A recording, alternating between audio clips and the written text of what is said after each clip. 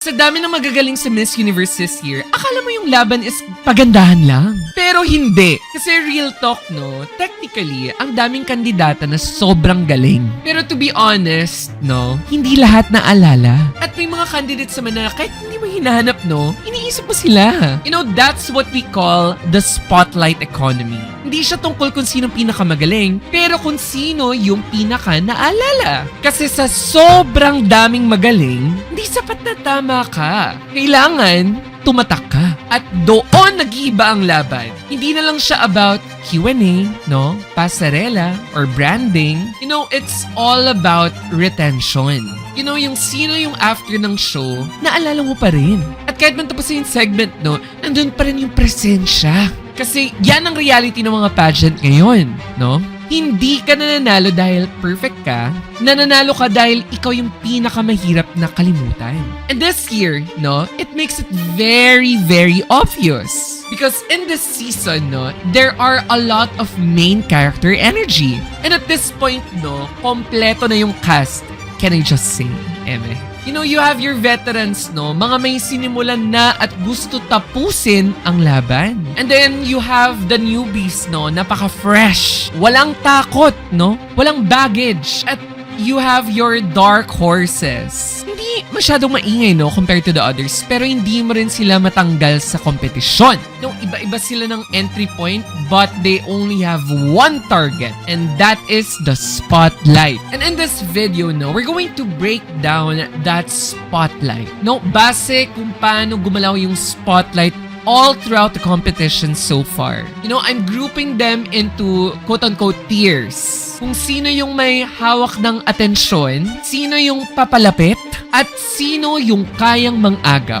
You know, hindi lang dahil maganda sila, but because they have the combination of performance, presence, at yung pinaka-importante is retention. So, this is not just a ranking. Ito ay isang evaluation of who among the candidates can actually stay in that spotlight. You know, hanggang dulo, no? So let's start with the girls na, you know, hindi sila sentro ng spotlight, pero may sapat na dahilan para kunin yung spotlight na yan kapag nabigyan sila ng tamang moment. So let's start with tier 3, no? The grit girls. You know, sa spotlight economy, may mga hawak ng atensyon. At may mga nag-aantay ng opening. These are what we call the grit girls. You know, hindi sila pinakamaingay, no? Hindi sila yung lagi na feature. Pero at the end of the day, no, hindi sila bumibitaw. And in a beauty pageant, no, it's really about positioning. At yung position nila ngayon is just one moment away. So let's start with candidate number 1, no? Jen Rose Javier from Sultan Kudarat. Jen Rose Javier. Jen Rose, for me, is a solid anchor to the grit girls in tier number 3. Now, let's start first with her Q&A, no? The potential is there, no? But the nerves, Diva, the nerves are showing. I'm very nervous right now. Take a deep breath. But even if I'm very nervous, I am still here and talking to you and sharing what I wanted to share. You know, may foundation siya, no? Alam niya kung ano yung sinasabi niya.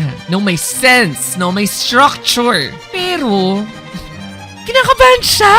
So, for Jen Rose, yes, close, Jen Rose. No, this is not a knowledge problem. It is a composure problem. And you know what? That is fixable. I stand here not as someone who conquers your fear, but as someone who did it anyway. Because when your dream feels bigger than you, that's the time when you must rise and make it. And now we move on to her Pasarela, no? Very fierce, no? She is a glamazon on that stage. May presensya at may otoridad. No, hindi lang siya naglalakad, no? She occupies the whole space. Siya yung tipong kapag lumabas sa stage, no? Wala kang choice, no? Titignan mo talaga siya. Bawing-bawi for me, no? Yung kaba niya sa Q&A, it doesn't really show kapag rumarampa yan sa stage. And third, we talk about her branding. She is carrying Sultan Kudarat so fiercely, may tatak siya. And I don't know, no? May something sa aura niya that it's just, you know, Chelsea Fernandez coated. Yung tipong strong face card, no? Commanding presence. Like, hindi mo kailangan explain eh. nakuha mo agad. Si Jenrose for me, no, hindi siya underdog. She is a contender na hindi pa nagpipeak. Meron siyang strong pasarela, clear branding, and developing Q&A. At dito siya naging interesting. Kasi alam mo yun, kung maayos yung kaba niya, biglang iba na yung laban. Because right now, no, she is freaking fierce.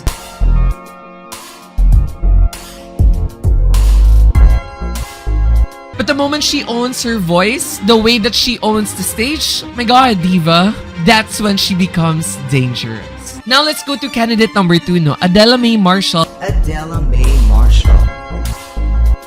Si Adela, no, she's that type of girl kapag nagsalita siya, no, tahimik yung buong kwarto. Good afternoon, everyone. My name is Adela Mae Marshall, and I am representing Muntinlupa. You know, let's start first with her Q&A. Hindi lang siya yung bastang articulate lang. You know, she's intelligent, no? Very eloquent. Kapag sumagot siya, no, she isn't really thinking about the words, no? She owns the words. I really have the experience to represent not just the best version of myself on the international stage, but also the best version of a Filipina. At you know what? You can really see it, no? The hunger, no? The hunger to represent the Philippines. And honestly, no, ito yung tipong kaya mong ipaglaban sa international stage na walang script. Now, let's talk about her pasarela, no? Diva, I swear, she is in a different universe. She is giving class, no? It's giving rich girl na may sariling trust fund energy. No, it's not loud. No, it's not chaotic. She is controlled, no? She is intentional, and she is very, very expensive.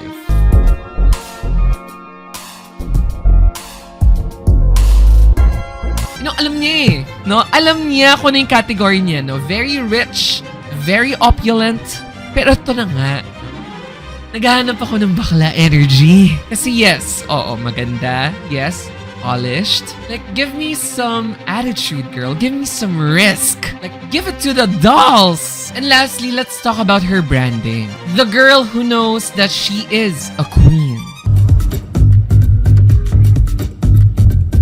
Like, she is the type of girl na hindi na hinanap ko ano siya. Like, she already knows since day one. And yes, no, her stint in Asia's Next Top Model, like, that is one of her advantages. And you can really see it, no? I was very young, in my opinion, when I competed on my previous competition. So now I feel that I know myself more. So I take all of the learnings I've had since that time and bring it with me to this competition. Yung confidence niya sa stage, no, it's not giving beginner. Right now, Adela is composed, polished, and credible. Pero kailangan niya talaga umeksena.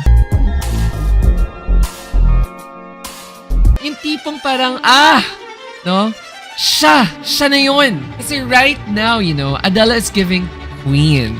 But the moment that she stopped being so composed and polished and starts being undeniable, ay, no, ibang usapan na yan. Now, let's go to candidate number 3, no? Marian Arellano from Tarlac.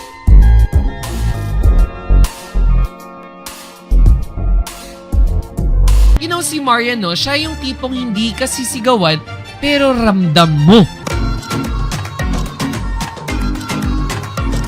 Let's start first with her Q&A, no? You know, she has ideas, no? It's grounded with her truth. Alam na alam mo kung ano yung background niya, no? She is a marketing manager. And I bring up this as a marketing manager and also in this Miss Universe Philippines journey. Grounded, no? The good daughter energy. No, may narrative siya na kaya mong kapitan. Pero ito yung nuance kapag sumasagot siya eh. She starts strong, no? Very clear, very intentional, you know, coming from the heart. Pero ako lang naman, pero habang tumatagal, no, nadadala siya ng emosyon niya. I'm so emotional because I really miss her. So my main goal is for her to finally retire because I want her to be with me forever. Yan yung tipong ramdam na ramdam mo kung ano yung pinagsasabi niya. Pero hindi siya fully naglaland sa audience. Like, there is no takeaway, ma'am. And now we move on to her pasarela. Marian's pasarela is divine. Perla. Marian Arellano. She feels her oats. No, another glamazon in the runway. The face projection of very, very strong, of very confident, very sultry. She knows her face card, no? Alam niya kung paano gamitin yan. And proportion-wise, like, she knows that she belongs. And Jermaine Carla. And third, we go to her branding. Kung may isang word for Marian, no, that is heart. Ewan ko, for me, she is the girl that you wanna root for. May kwento, no? She is very relatable and may emotional pull. And when you have a combination of heart and beauty, like diva, you know, that is powerful. Pero at the same time, that is also the danger, no? You know, kapag nasobra naman ang puso, no, natatabunan naman ng control. At sa ganitong laban, no, kailangan balanse. So si Marian, for me, like, hindi siya kulang with anything. May story, may beauty, and may presence. And honestly, that's what makes her more compelling as a candidate. You know, hindi siya finished product, but she is unfolding. Pero kapag na-control niya, no, kapag kung paano siya magramdam ng feelings niya, and you know what, deliver it with precision, ay, te, that's when she becomes unstoppable, te. Now, let's go to candidate number 4, no, si Alexandria Colmenares of Negros Occidental. Si Alexandria, no, siya yung tipong hindi mo na mapapaisip kung kaya niya. Kasi kayang-kaya niya! Let's start first with her Q&A, no? Because she is that girl. Hello, good afternoon, panel. I am Alexandria Margaret Colmenares. You can call me Alex. I am representing the Sugar Bowl of the Philippines, Negros Occidental. Very fluid magsalita, walang struggle, walang overthinking, no? It just flows. At ang pinaka-importante is, the answer always lands. I just want people to resonate with me that coming from a small background, not being really rich and coming from a small province, I can make it big one day. So I hope to inspire people just by being here. Yung sagot niya is malinaw, no? Structured. Madaling maintindihan. Alam mo yun, like parang walang kailangan i-process sa sagot niya kasi siya na mismo yung nagdadala ng sagot sa'yo. And that, my friend, is powerful. For me, honestly, she's one of the strongest candidates na kayang i-nail ang Q&A portion. Now, let's go to her Pasarela, no? She is a living Barbie.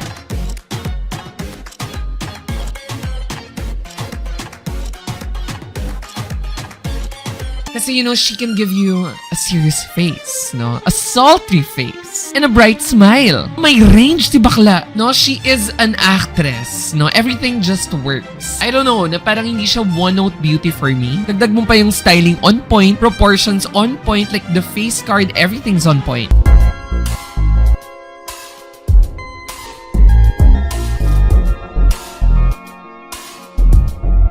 Pero I feel like yung pinaka-fun part is baklang babae siya. She can deliver camp. What do you mean, no? Yung national costume niya, sardines, no? Rising from the rich coastal heritage of Negros Occidental. Diva, you know, that is not just beauty, no? That is personality. And that, my friend, is very rare. You know what? Her branding is already 100%. Wala kang isipin na kulang, you know, na unclear or undefined. Like, kompleto siya. My grit, my confidence, and my beauty. But you know what? In this competition, no, hindi lang 100% yung kailangan. Minsan, 150% to be exact. Si Alexandria, like, hindi siya naghahabol, no? She is already in position. She is 3 C's, no?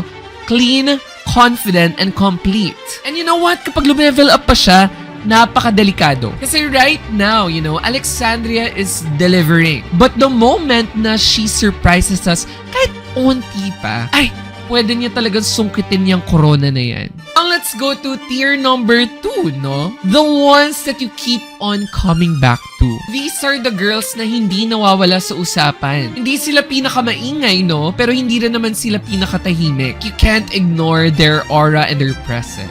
And in this spotlight economy, that is everything that matters. Kasi hindi lahat na may spotlight is consistent. But these girls, you know, they are consistent as hindi sila underdogs, no? But hindi rin sila frontrunners. I would say they are in between. You know what? Minsan kung sino yung nasa gitna, sila pa ang pinakadelikado. Because they have the momentum, no? They have the recall and they have the credibility. Pero may kulang na isang bagay, no? And that is the moment na hindi mo kayang i-deny. Because in this type of competition, consistency is just one thing. Nananalo ka dahil nag-peak ka sa tamang oras. Na honestly, all of these girls in tier number 2, they can get that crown any day. Let's start first with April Smith of Cebu City.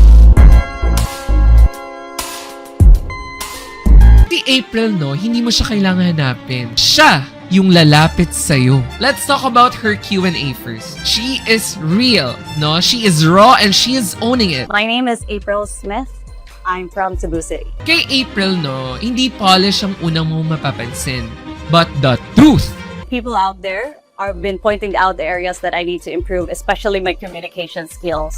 And I'm so thankful that working abroad, it helps me a lot. Kapag sumagot siya, napaka-honest, very vulnerable. And you know what? May sarili siyang boses. And what I find so interesting is, alam mo yun, like, she owns her imperfections. Hindi siya nagtatago, hindi siya defensive. Pero yes, pwede pang i-polish. Hindi siya nakukulangan sa substance. I would say it's really about the delivery. And imagine yun, kapag na-align niyo yun, napaka-unstoppable ni April. Now, let's talk about her pasarela. April Smith.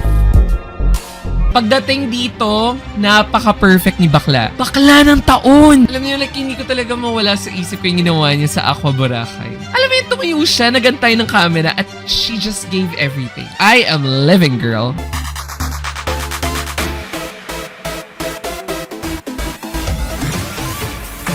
That was not a walk, that is a freaking statement. And honestly, ang pinaka-importante for me is it's very, very intentional. Her aura is just undeniable. And alam mo ko yung pinakamaganda is that, wala, masaya lang siya. Fantasy si bakla. Hindi pilit.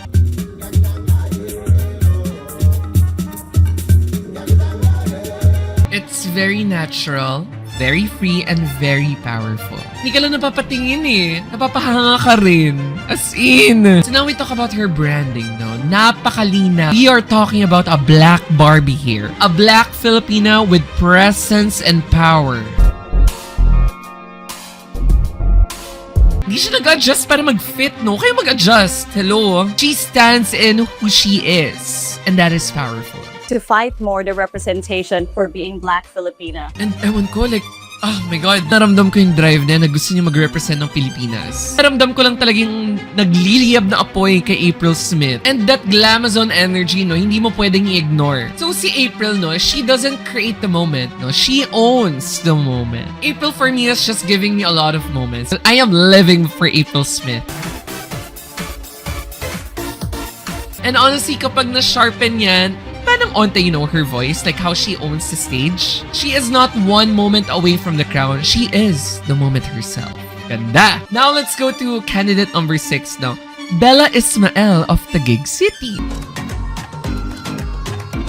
Let's start first with her Q&A, Kapag si Bella may hawak na mic, kampante ka. My name is Isabella Rojas Ismael, or Bella for short, and I'm here representing Taguig City. Hindi siya nagmamadali, Hindi siya naghahabol ng words. She sits on the answer herself. The delivery is calm, eloquent, and intelligent. Ganda! At alam mo yun, kapag tinanong mo siya kung yung mama mo ay blue, Queenie pa rin yung sagot niya. Nagagawa niya talaga ng paraan ng baklang yan. Parang ewan. I know a lot of people will say it's time management. However, I think it's really all about managing your passions. And you know what sets her apart from her Q&A versus the other candidates is that hindi siya mukhang rehearsed, Parang, ano ba yan? Bakit siya ganyan sumagot? Na parang kahit anong ibenta na itong babaeng to, wala, I'll take one for every color that you have. And that is very rare because there are a lot of candidates na napaka-articulate pero hindi lahat convincing. Because when a Filipina decides to take a step forward,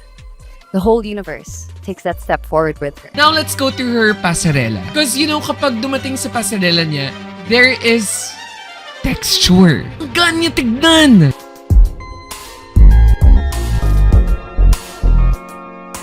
Everything is composed, controlled, and napaka-effortless talaga. It is giving me Princess Diaries na nag-training sa ballet. Every step feels placed and every step feels intentional. At ang hirap nun gawin! Kasi alam mo yun, like, sobrang smooth talaga. Like, that is the only word that you can describe her.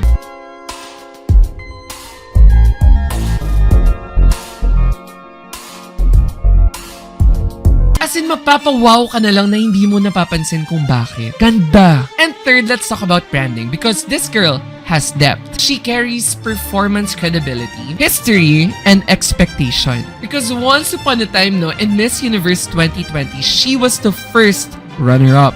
So hindi lang to comeback na walang context. She is proving why she almost won before. I'm happy to be here today to express that I'm completely grown from 2020 and I'm excited to continue to tell that in my story. And yes, no, may factor na siya ay isang niece ng isang Margie Moran. So may legacy, no, pero hindi mo maramdaman na, alam mo yun, kumakapit siya doon. Because this diva, you know, she performs the hell out of that stage.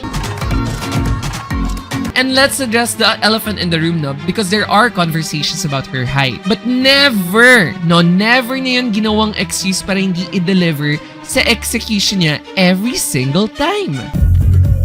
Every detail honors women who rise, strong in spirit, bold and wise.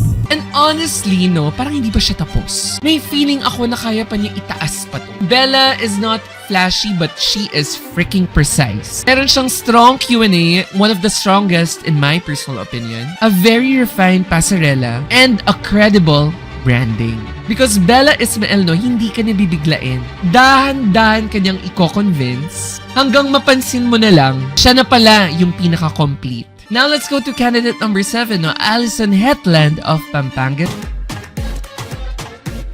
Allison, no, 6 feet tall, my God, na wala pang heels. So she is not entering the stage, no? She is freaking arriving. Allison Hetland. Let's talk about her Q&A, no?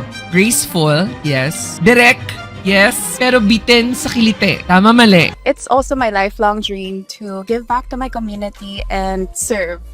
I've always been a woman of service. Kung paano siya sumagot, there is substance, clarity, and confidence. Very straight to the point, no? Straight to the point talaga. Kapag tinanong mo siya 1 plus 1, 2. Bakit? 5, 6, 6, 7. So, hindi siya umiikot doon. She doesn't overcomplicate things. Pero sobrang tipid naman. Ano ba? They want a respectful representation of women, and I value honesty, responsibility, as well as confidence. Now, let's talk about her pasarela. There is natural dominance. Hindi pilit. Malinis ang atake, no? Kalmado at very grounded. And for me, ang pinaka-dangerous part is, alam niya maganda siya. Ganda. And visually, no, literally towering. Proportion, no, complete.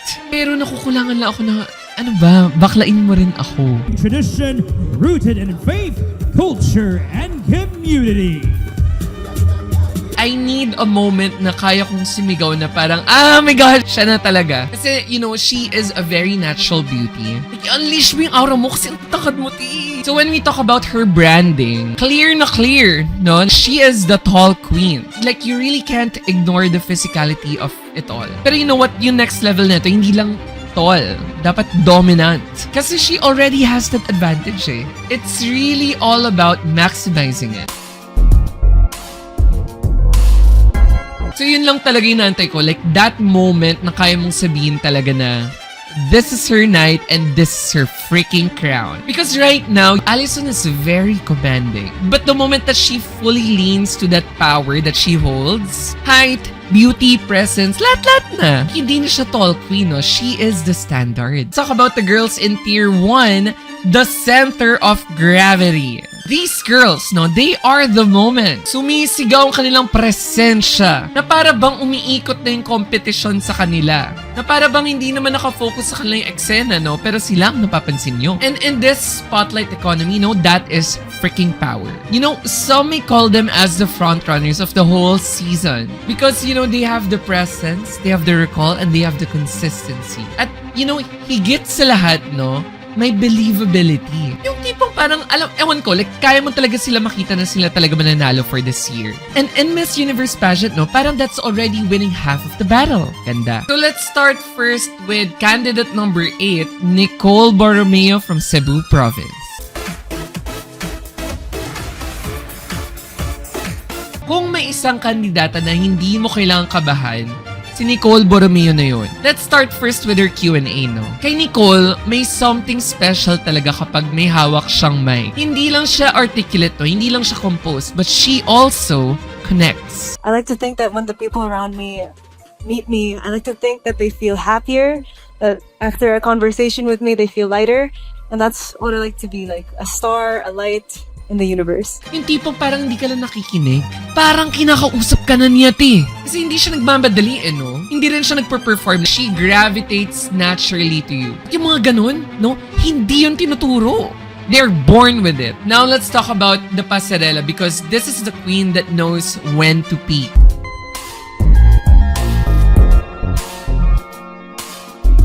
Like, ang ganda! Oh my God! Lumalakas siya habang tumatagal, te. And you know what? Visually, she is very clean, very pageantry, but at the same time, you know, very effortless. Like, paano yun? Cebu Province.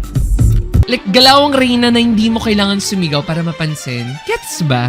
And number 3, let's go to her branding. I feel like she is the believable Miss Universe. Like, hindi siya trying to be Miss Universe. Gets? Like, hindi siya nagpe-pretend na ready na siya. But it just naturally feels like it.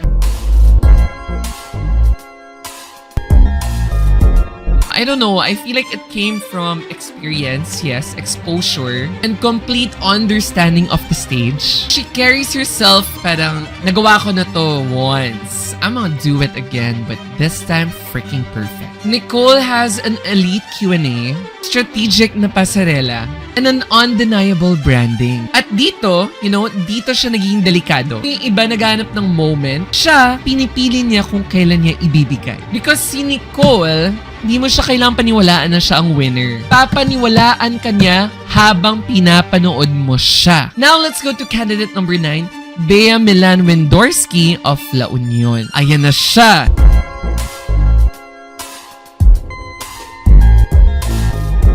Na kung may isang salita na kayang i-describe si Bea all throughout the competition, that is the front runner. Hindi siya yung tipong girl na tinitignan mo kung kaya ba niya.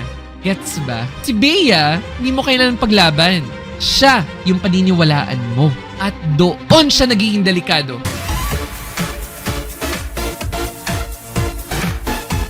Kasi hindi lahat ng magaling, believable. But si Bea, wala pa yung corona, nakikita mo na sa kanya. So let's talk about her Q&A, no? For me, hindi ka lang nakikinig, no? Nadadala ka. There is substance, clarity, emotional intelligence. You know what? Ang pinaka-importante sa lahat, there is conviction. Because may special sauce siya eh.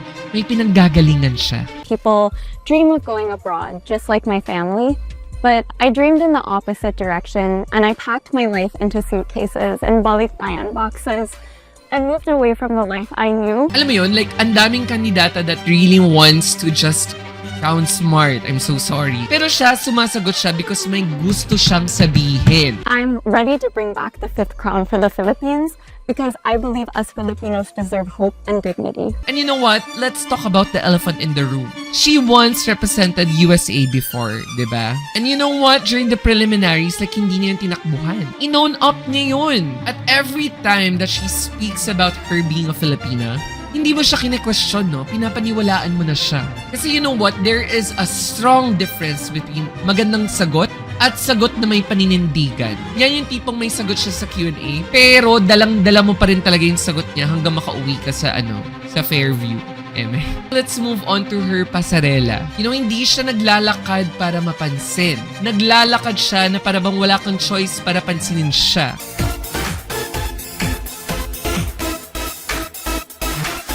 No, this is liad power. The walk, no, may diin, no, may intent, no, may presensya. Our one and only liad queen. Pero honestly, kidding aside, hindi lang yun gimmick, you know, ginawa rin niya yun as her identity. Like yung liad niya, like hindi yun random, like hindi yun over. That is controlled dominance. It's giving old school supermodel performance, no, a rock star. Hindi siya one note, no, she is really calibrating as the competition goes. And next, we go to her branding, no? She is the candidate that you don't just watch, no? But also follow. Hindi lang siya maganda, no? Hindi lang siya performer. She is someone that you can actually rally behind. And you know what? Sa panahon ngayon, that is what we need in Miss Universe. Because Bea, no, hindi siya nagabol ng spotlight. She pulls it. May elite na Q&A, no, a commanding pasarela, and the powerful branding. Pero ang pinakadelikado dito is that hindi lang siya magaling.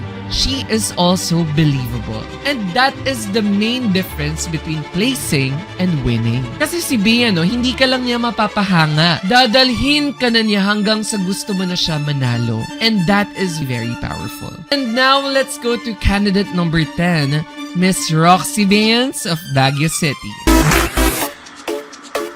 Si Roxy, no, habang tumatagal, mas naging interesting siya sa akin. And that is a very, very rare thing to have as a queen. So let's talk about her Q&A first. My personality, my comms, and my presensya si ate mo.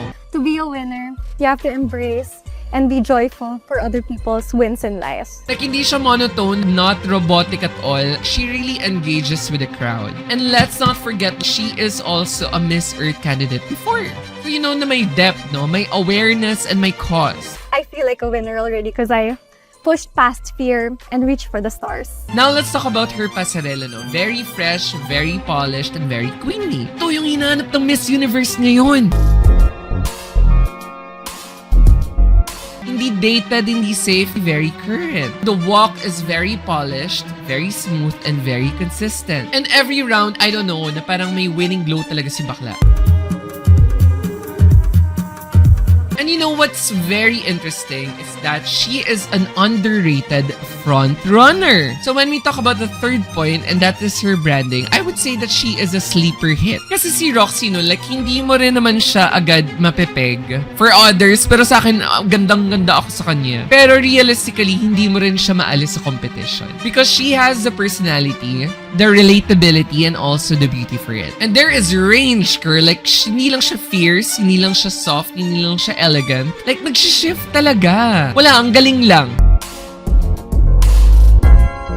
And you know what? In the international stage, that is one of the greatest assets that a candidate could ever have. Because Roxy, no, she has a very strong personality, a very polished pasarela, and a flexible branding. So kapag na-align yun lahat, girl, she peaks. At hindi lang peak, no? Peak ng career. Pero si Roxy, no, she may not be the first choice to everyone. Pero habang tumatagal, umamin na kayo, hindi nyo rin siya makalimutan. So ang tanong, tapos na ba ang laban? Hindi! Pero realistically, alam niyong hindi pantay.